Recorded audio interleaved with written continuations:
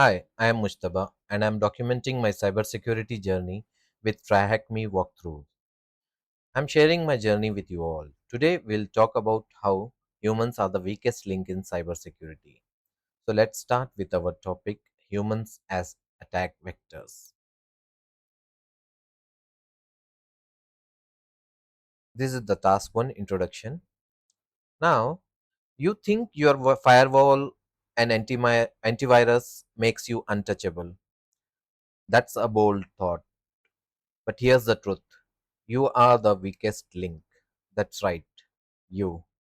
While the SOC monitors the network, hackers are monitoring you. They are monitoring your clicks, they are monitoring your habits and mistakes. So, what does the SOC actually protect us from? In this room, you will see exactly how attackers exploit human nature, and the target is always human.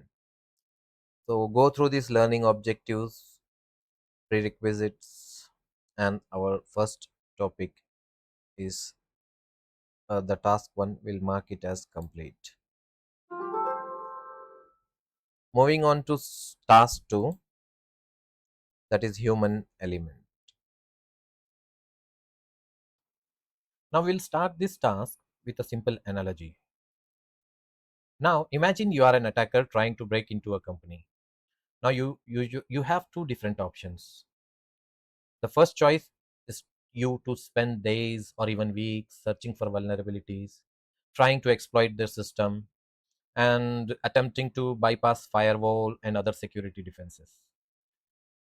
Or you could simply just send a convincing phishing email to someone inside the company, and that person might unknowingly give you exactly what you need.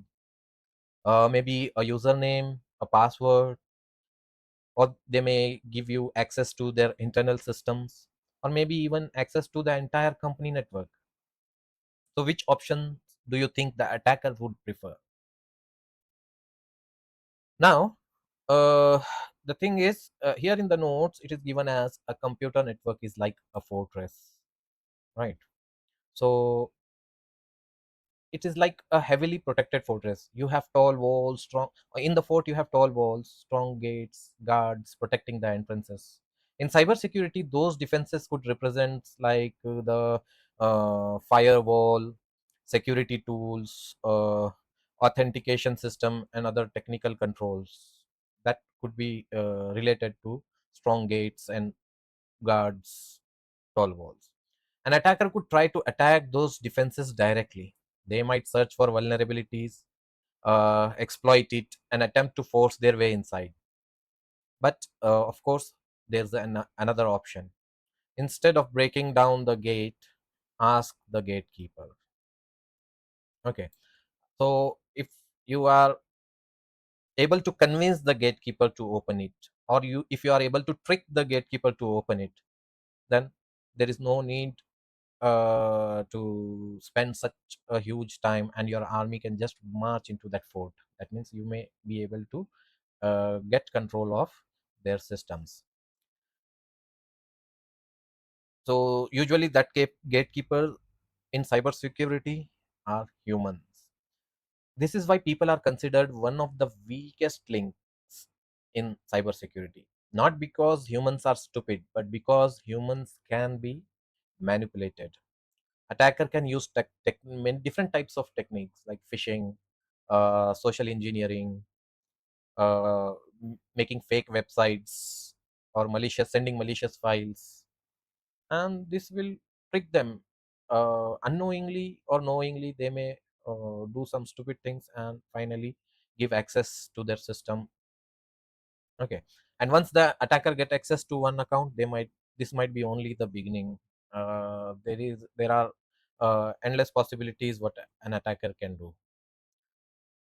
So simply, the humans have access to valuable things like email or websites, mailboxes, database, internal systems, VPN account, and many sensitive information.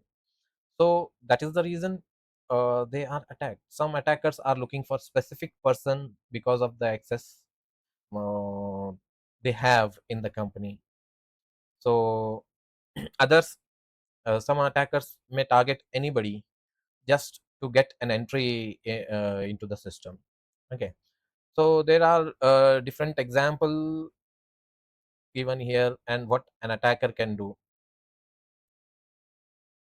Imagine an attacker gains access to the Gmail account, Google account of HR manager, right?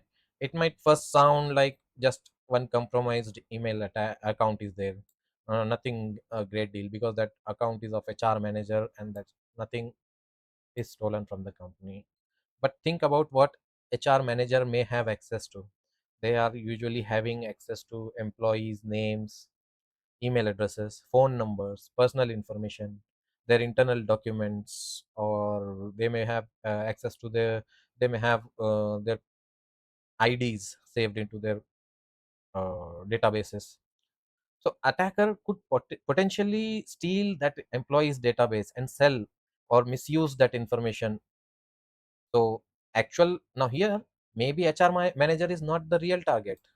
The real target could be an employee or anybody else in the company or any database of the company, right? So HR manager here was the door to something more valuable. So the next step of the attacker would be steal and sell the entire employee database. Of course, he can do a lot more than this. Now here there is another example.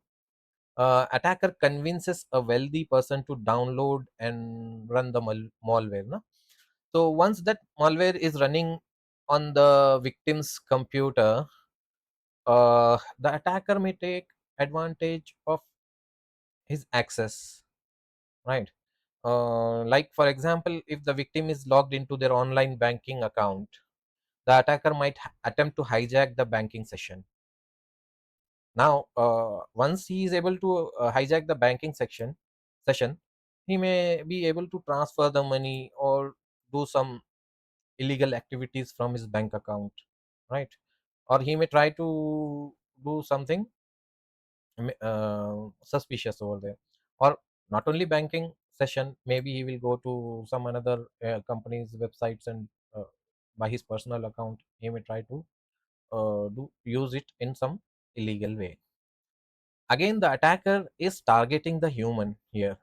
Here the human is the wealthy person, right?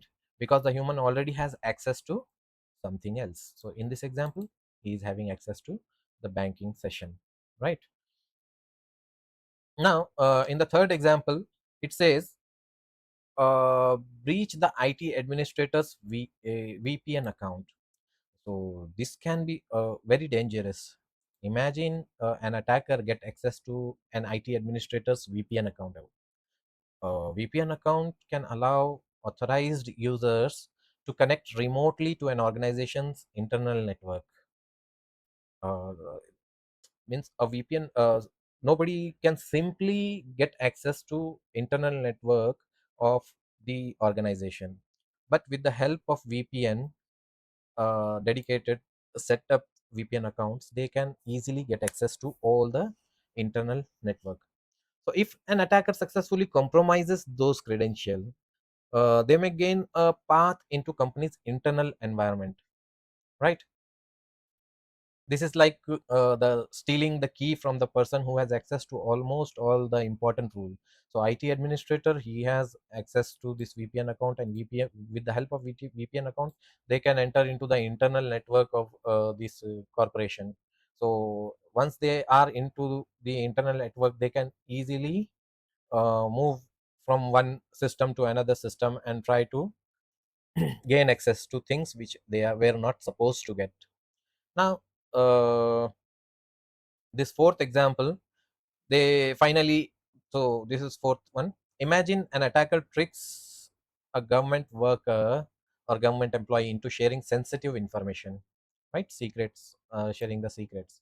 That information might not immediately give the attacker access to the system, but it could help them prepare their next attack. For example, the attacker could use the information to understand who works in the organization, what systems are being used, who has access to sensitive information, right? How to create a more convincing phishing attack. So sometimes the information gained from one person becomes tool for attacking someone else. So the main idea here is attackers target human because human already have access to valuable resources. Instead of spending a lot of time trying to break through technical defenses, an attacker might find it easier to manipulate someone else who already has legitimate access. That's why cybersecurity isn't only about protecting computers, networks, and applications. It's also about protecting the people who use them. So let's try to answer the question below. What or who is the weakest link in the cybersecurity? So that is human with an S. So now we know why humans are targeted. But how do attackers actually convince people to help them? This is where social engineering comes in. Social engineering is the manipulation of individuals to divulge sensitive information through various forms of communication.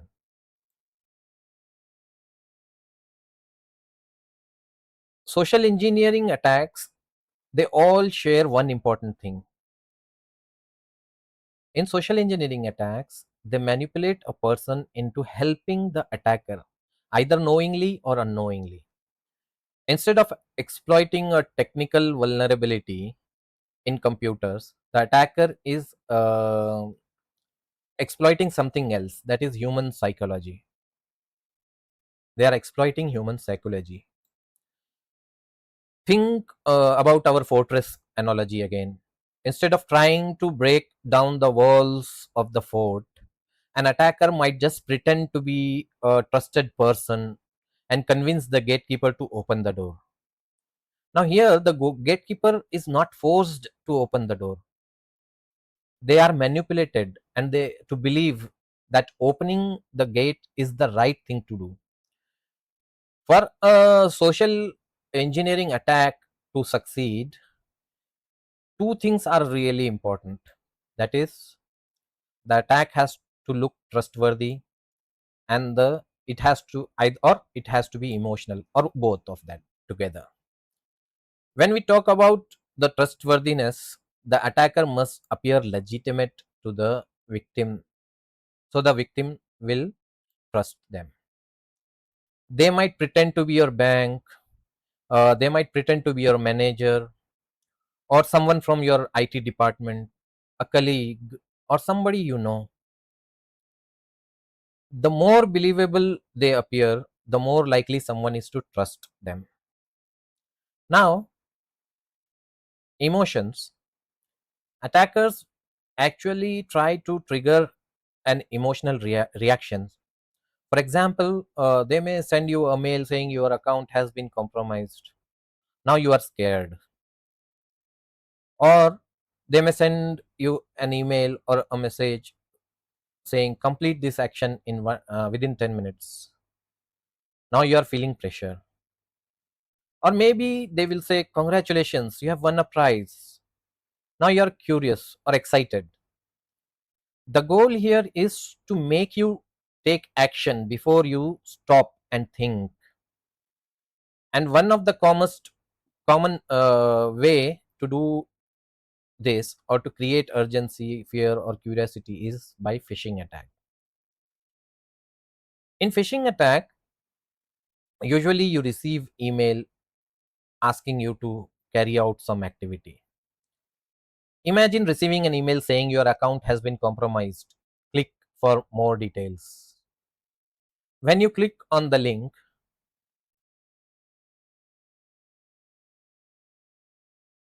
you are redirected to a fake login page. The page may look almost identical to the real one. You enter your username and password, and instead of logging in, you have just sent your credential directly to the attacker. That is phishing. Phishing is one of the most common form of social engineering. The attackers create something that looks trustworthy, triggers your emotions, and then they try to get victims to take some action. The actions could be either you are clicking on some malicious links, entering login information, downloading a file, opening a malicious attachments, or sometimes sending money, sharing sensitive information. So whenever we investigate a suspicious email, as a SOC analyst, we need to ask what is the attacker trying to make the victim do. Now, uh, another type of social engineering attack is malware downloads. Imagine you are searching online for a popular application. You find a website that looks completely genuine. It has the right logo, the right name, everything looks normal. So you download and install the application. But the application or the software you have installed is not the real one. You have actually downloaded the malware. Attackers use different techniques to make this malicious download appear legitimate. Those techniques can be using fake captcha, malicious QR codes, or SEO poisoning. With these techniques, they are making you download the malware directly into your system. And most of the time, you don't even know that you have downloaded a malware and executed the malware into your system. Now, fake captcha, to know little bit details about this captcha, malicious QR code, and SEO poisoning. Fake captcha may be like you might be seeing a message saying verify that you are a human being. So our natural instinct is we will try to verify that to continue further. But instead of simply clicking a checkbox, the instructions tell you to copy and run a command. Or when you click on that verification process, maybe malware runs automatically in the background. The victim thinks the victims they are thinking that they are completing a captcha, but they are actually running a malicious command. Similarly, malicious code, that is QR codes, you scan what appears to be normal QR code, but instead of taking you to a legitimate website, it redirects you to malicious one. SEO poisoning, attackers can also try to manipulate search engine results. They create malicious website design to appear when people search for popular software or service. So the victims they think this is one of the first search result. It must be legitimate, and that's exactly why the attacker is what the attacker is hoping for. So the next type of social engineering is the deepfakes. Nowadays, social engineering is becoming even more convincing because of the use of AI. Attacker can use AI generated audio or video, also known as deepfakes, to impersonate real person. Imagine receiving a video call from someone who looks and sound exactly like your boss. They tell you this is urgent. We need you to transfer the money immediately. Because you can see and hear what appears to be your boss, you may trust the request, but the person might not actually be your boss at all. It could be AI generated impersonation. So if this thing actually happened, someone called an employee appearing to be the boss and tricked them to transfer $25 million.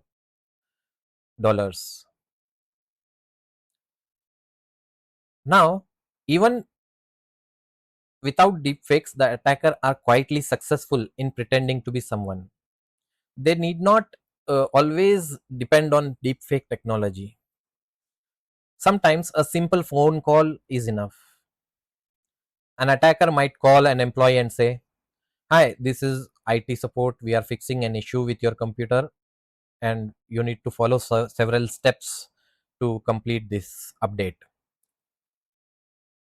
As the caller sounds professional with lots of IT jargon, employee may trust them and they may really think that somebody from IT department is calling them.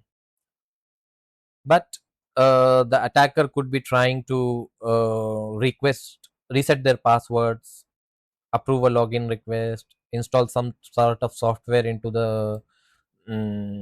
your system. They may be trying to get remote access or get some sensitive information from your system. Here the technology is perfectly secure, your systems are secure, but the attacker is trying to manipulate the person who is using this technology. Now there are other attacks which can be uh, done via social engineering. Like, attackers can also use USB drop campaign. Now what they do is, in USB drop campaign, they usually drop, just leave their USB which is infected, and if somebody finds it, and simply to check whose USB it is and what's the content in the USB, you may try to just plug it into your system. And as soon as you plug in that USB into the system, the malicious codes execute and the attacker gain access to your system, or they may corrupt your system. Now physical attack is to get physical access to the restricted areas. Insider threats, risk that come from people with legitimate access. Fake job offers, using an attractive job opportunity to trick someone into downloading a malicious file or sharing information. All of them are constant risk to the employee. They may be using different techniques, but the goal is often the same, that is manipulating a human into giving attackers access, information, or opportunity. Now, as a SOC analyst, we need to be prepared to investigate the results of this attack. You need to maybe investigate a suspicious phishing email, a malicious attachment, a strange login attempt, malwares downloaded by the users, unusual VPN connection, or the suspicious activity from any account. And one important lesson we have to remember is that the attacker doesn't always need to hack their way into the organization. Sometimes they simply convince someone to let them in.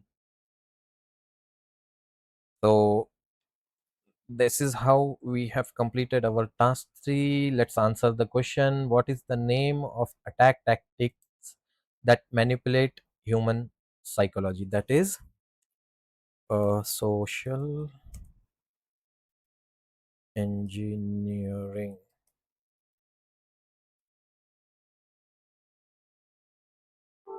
Which social engineering method is about pretending to be someone else? That is impersonation, I think so. Impersonation, right? Impers, PER. Oh, I'm sorry. Impersonation. Impersonation.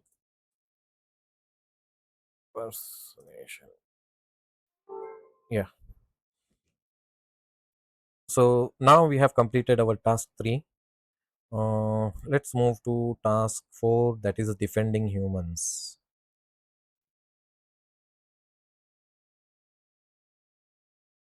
So far, we have seen how attackers target humans using technique like phishing, malicious downloads, deepfakes, impersonations. Now, the question is, how do we defend against these threats? There are two important parts of the cybersecurity defense, that is mitigation and detections. Now, what is mitigation? Think of mitigation as trying to prevent an attack from succeeding, or at least reducing the impact or the damage it can cause. Going back to our fortress analogy, before an attacker even reaches the gate, we can add stronger locks, train the gatekeepers, install security systems, make it more secure. The goal is to make it harder for the attackers to get in. In cybersecurity, mitigation could include things like training employees to recognize different types of phishing emails, using anti-phishing solutions, installing antivirus or EDR on company devices, teaching employees how to verify suspicious requests or mails or messages. Now, for example, let's say an anti-phishing solution might detect and block a malicious email before the employee even sees it. That's a tool, and it will detect the pattern and it will stop the email from reaching to the employee's inbox. So the attack is stopped before it has a chance to reach its target. That's mitigation. That means you are stopping it before the attack has happened. But here's the important part. No security control is perfect. No matter how strong your defenses are, eventually an attack may bypass them. Maybe a phishing email gets past the email filter. Maybe an employee receives a convincing deepfake call, or maybe someone accidentally downloaded the malware. Whatever may be the reason, if suppose mitigation was avoided or somehow the attacker entered into your system, now that is the place where detection comes in. Detection is about identifying the attack that has made it past our uh, this thing defenses. Okay, let's imagine here there are three different types of attacker trying to enter our system. The first attacker is sending phishing mail.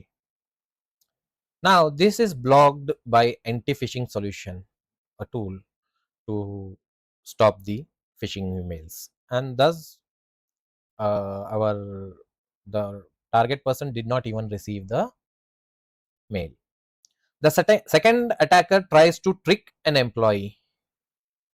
Okay, the employee recognized the attack because of security awareness training, so that is they are able to stop it over here. But the third attacker manages to bypass both defenses, this and this, and they got inside. Now the SOC or the SOC need to detect what happened. This is where a SOC analyst come in. Even when prevention fails, we still need people and security tools that can identify suspicious activity, investigate it, and respond before the attack cause serious damage. So you can think of it like mitigation tries to stop the attacker before they get in. Detection finds the attacker when they manage to get through, and that's why these both things are important. Now, uh, defending humans. As a SOC analyst, your main job is focused heavily on detecting and investigating security threats. You might investigate suspicious email, uh, you may investigate malicious file, unusual login accounts, malware alerts, suspicious VPN connections. But after investigating the same types of attack again and again, you might start asking, how can we prevent this from happening in the first place? And that's where understanding mitigation becomes useful. As a SOC analyst, you might notice patterns. For example, imagine your SOC keeps receiving phishing alerts from specific type of attack. Instead of only investigating hundreds of similar alerts every week, you could recommend a stronger mitigation.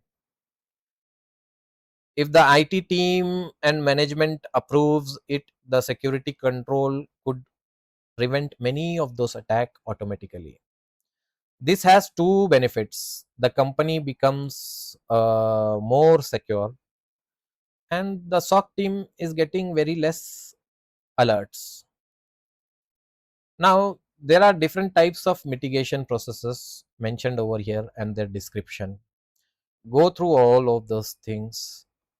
I'll just explain it in short.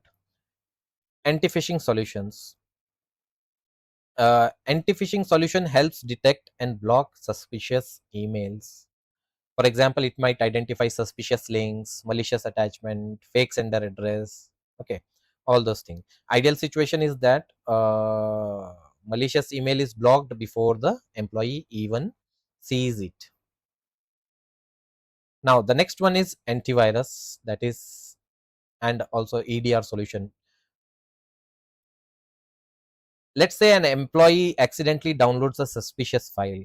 A security solution may detect that the file is malicious and prevent it from running. It will not allow that file to run. So even if the human makes a mistake, there's another layer of defense. Think it's like a shield or a safety net. So here employee might accidentally open the door, but there is still a security guard standing behind it. Now the third one is trust but verify principle. This principle is becoming especially important with deepfakes and impersonations. Imagine you receive a message from someone who appeared to be your CEO, and they ask you to transfer the money or do any activity. Instead of blindly trusting that particular message, the employee should verify the request through another trusted channel. Here, the another trusted channel means, like, if you get a message on your mail, you should try to contact CEO or whoever has sent you the message to that particular person by phone or message.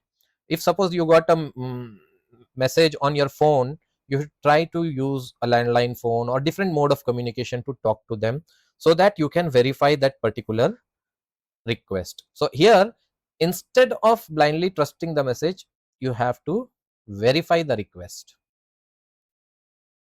Now, the last one is security awareness training. Now, here, security awareness training is actually one of the strongest defenses against social engineering.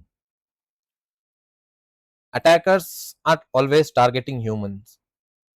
So, we all need to train humans to recognize that type of attack. Employees should learn what are the types of attacks and how to identify suspicious email, fake login pages, malicious link, unexpected attachments, or many or different types of threats. They should be able to identify those things. Now, the key takeaway is we need to focus on two things, that is mitigation and detection to for our defenses. Now let's answer these questions. Which process is aimed at preventing or reducing the chance of an attack? That is mitigation. So which mitigation measure is about training employees in cybersecurity? That is security awareness training. So now let's mark this as complete, and we'll start with our task 5 practice.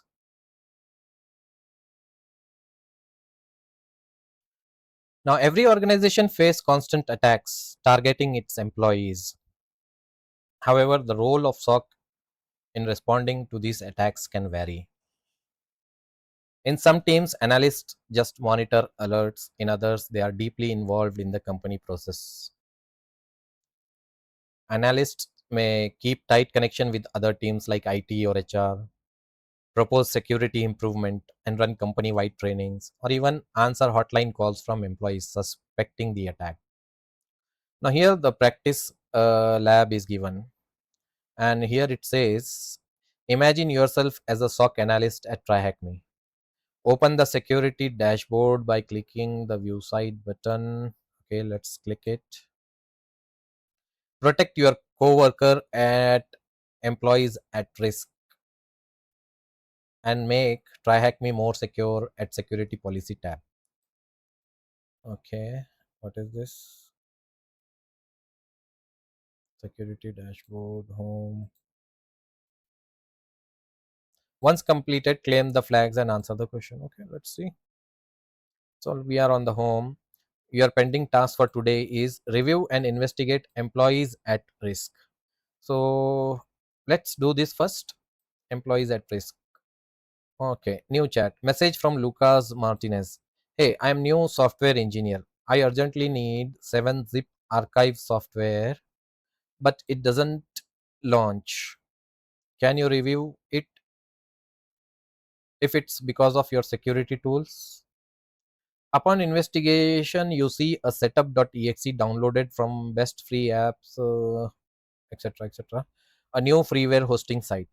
Lucas tried to launch it 6 times but was blocked by an antivirus. How would you respond to Lucas? The first response here is quarantine the setup.exe, instruct Lucas to use the official 7-zip installer. The second response is add the setup.exe to the antivirus exclusion, ask Lucas to try running it again. Now, here there are two scenarios. Now, if you do this, you try to add the setup.exe to the exclusion, and when Lucas will run this particular setup.exe file from untrusted website, there are it is there are not chances that is a there is a possibility that it is a fake website and it is a malicious this thing file. So your work should be ask first thing is to quarantine the setup.exe and instruct Lucas to use the official website, official installer. So this would be the correct answer. Next case, new SIEM alert, suspicious email attachment. You got an alert on SIEM, that is a tool to detect these things. Now, title is Stripe invoice 38291 payment succeeded. From no reply. Okay, okay, this is the person who is sending, this is the person who got it, our finance director. Content is this email confirms that this amount has been from TryHackMe according to invoice number this. For details, see contact for, for for details kindly see the attachment invoice.rar. To open that invoice.rar, password is triple 5 times 1. If you have any questions, they are asking to contact to support@stripe.com. Okay, here this email looks genuine. However, the this email address, the contact email address looks genuine, but the mail can be 100%. It not can be. It is 100% a scam message. Now, what you need to do, allow the email and close the alert. This is legitimate Stripe invoice. Just because in the message they are asking to contact to support@stripe.com, that doesn't mean the email is genuine. So you should never allow the email, because this may not be the legitimate Stripe invoice. Now, the sender here is no reply at stripe-payments.xyz. So the email address is not from stripe.com. However, it may be the from payments.xyz, not stripe.-payment.xyz. not directly stripe.com. Sorry. Now the another verdict is block the email and start the analysis. This is an email phishing attempt. 100% this is a email phishing attempt. So you may also need to verify few other things. You may need to see whether this amount was supposed to be deposited or not, and you should definitely not open any rar files without uh, making sure that it is from the genuine source. And from the email address itself, it looks like it is not from the genuine address. So what we will do, block the email and start the analysis. Now I'll go a little fast. Hi, I just got a phone call from CEO Ben. Okay, this is from Isabella, IT support. She has sent this message. That's what it looks like. Hi, I just got a phone call from CEO Ben. He asked me to reset his Gmail password since he has some issues with the login. Of course, I approved it, but why did he call at 9 p.m. and from a hidden number? Doesn't it look suspicious? You check the logs and see a login from my USA, the same country Ben lives in. Ben does not respond to your messages or phone calls. What would you do? Okay, now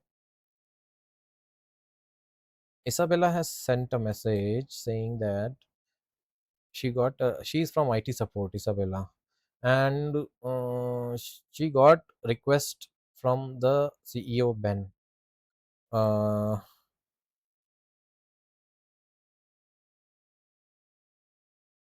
of course, I approved it. Okay, she has approved the request to reset the password, and but the time was 9 p.m. and the number was hidden. So now your verdict: disable Ben's Gmail account until he confirms the login or is back in the office, or wait until the next working day and ask Ben for details in the office. No, your first work should be to disable the Ben's Gmail account until he confirms the login.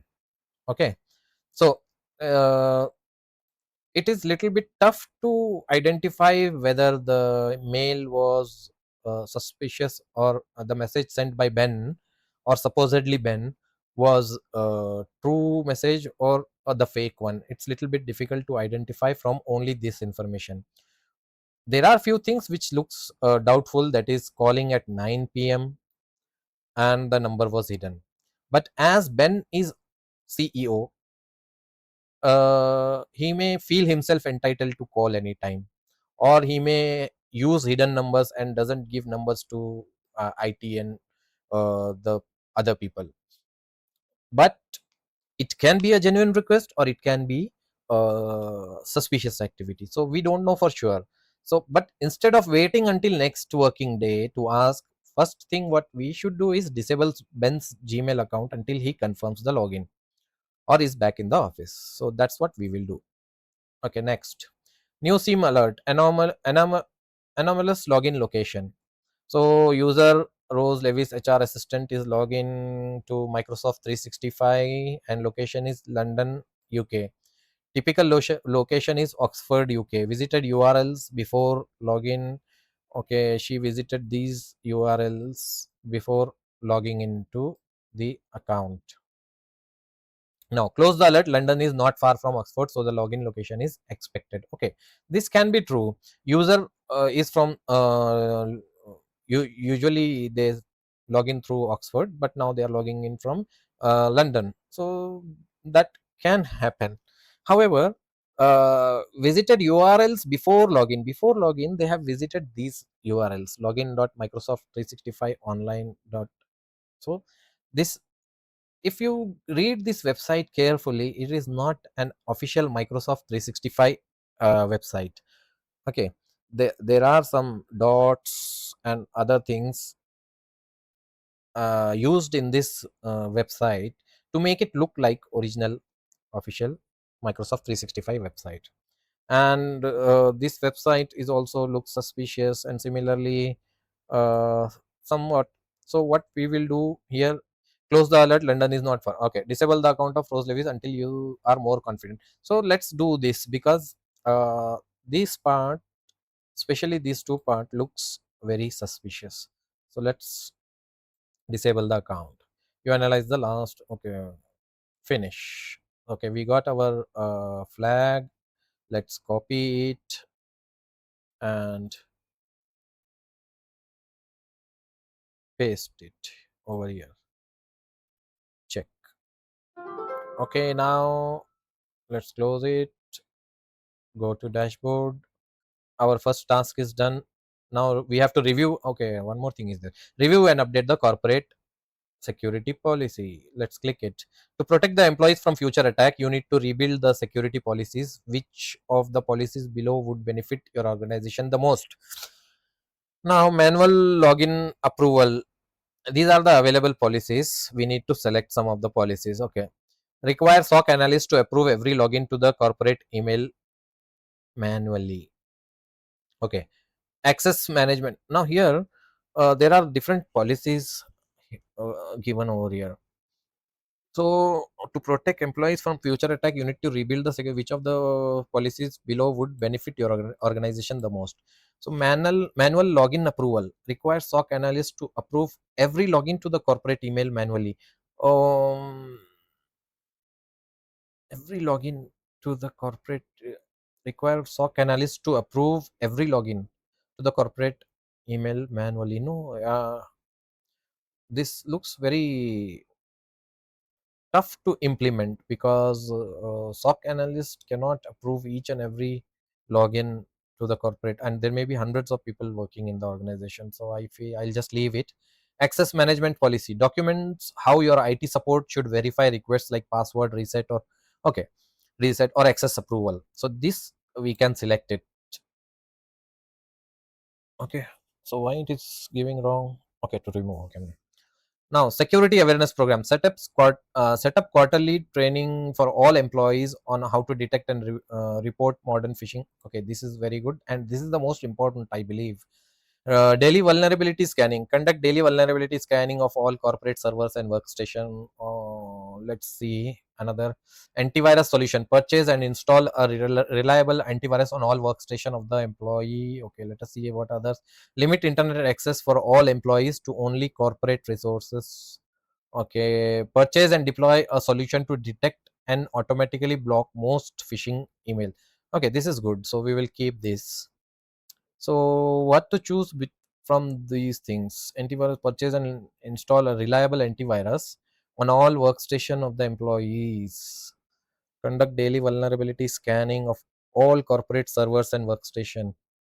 Mm, I think it's better to take purchase and install a reliable antivirus. I feel so.